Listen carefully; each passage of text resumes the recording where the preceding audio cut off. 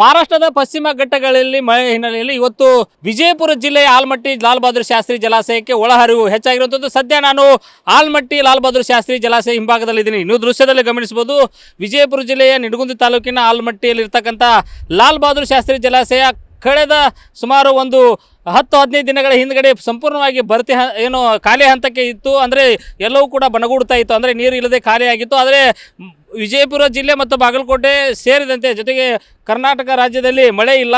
ಆದರೆ ಅಷ್ಟೊಂದು ಹೇಳಿಕೊಳ್ಳುವಂಥ ಮಳೆ ಇಲ್ಲ. ಆದರೆ ಮಹಾರಾಷ್ಟ್ರದ ಪಶ್ಚಿಮ ಘಟ್ಟಗಳಲ್ಲಿ ಜೊತೆಗೆ ಬೆಳಗಾವಿಯ ಭಾಗಗಳಲ್ಲಿ ಸ್ವಲ್ಪ ಮಳೆ ಆದ ಹಿನ್ನೆಲೆಯಲ್ಲಿ ವಿಜಯಪುರ ಜಿಲ್ಲೆಯ ಆಲ್ಮಟ್ಟಿ ಲಾಲ್ ಬಹದ್ದೂರ್ ಶಾಸ್ತ್ರಿ ಜಲಾಶಯಕ್ಕೆ ಈಗ ನೀರು ಹರಿದು ಬಂದಿರುವಂಥದ್ದು ನೀವು ದೃಶ್ಯದಲ್ಲಿ ಏನು ಗಮನಿಸ್ತಾ ಇದ್ದೀರಿ. ಇದು 123.08 TMC ಸಾಮರ್ಥ್ಯ ಹೊಂದಿರತಕ್ಕಂಥ ರಾಜ್ಯದ ಅತಿ ದೊಡ್ಡ ಜಲಾಶಯ ಎನ್ನುವಂಥ ಕೀರ್ತಿಯನ್ನು ಪಡೆದಿರುವಂಥದ್ದು.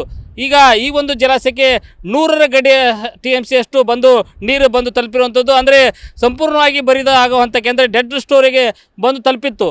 ಈಗ ನೀರು ಹರಿದು ಬಂದ ಹಿನ್ನೆಲೆ ಉತ್ತರ ಕರ್ನಾಟಕದ ಜೀವನಾಡಿ ಕೃಷ್ಣಾ ನದಿಯಲ್ಲಿ ಏನು ಹೆಚ್ಚಿನ ಪ್ರಮಾಣದ ಒಳಹರಿವು ಇರುವ ಕಾರಣಕ್ಕಾಗಿ ಭರ್ತಿ ಹಂತಕ್ಕೆ ಬಂದಿರತಕ್ಕಂಥ ಆಲ್ಮಟ್ಟಿ ಜಲಾಶಯ ಈ ಒಂದು ಭಾಗದ ರೈತರು ಮತ್ತು ಜನರಲ್ಲಿ ಒಂದು ಮೊಗದಲ್ಲಿ ಮಂದಹಾಸ ತಂದಿದೆ ಅಂತಲೇ ಹೇಳ್ಬೋದು. ಯಾಕಂದರೆ ಪ್ರಮುಖವಾಗಿ ನೀರಾವರಿ, ಕುಡಿಯುವ ನೀರಿಗೆ ಇದು ಆಲ್ಮಟ್ಟಿ ಲಾಲ್ ಬಹದ್ದೂರ್ ಶಾಸ್ತ್ರಿ ಜಲಾಶಯ ಆಶ್ರಯ ಆಗಿರುವಂಥದ್ದು.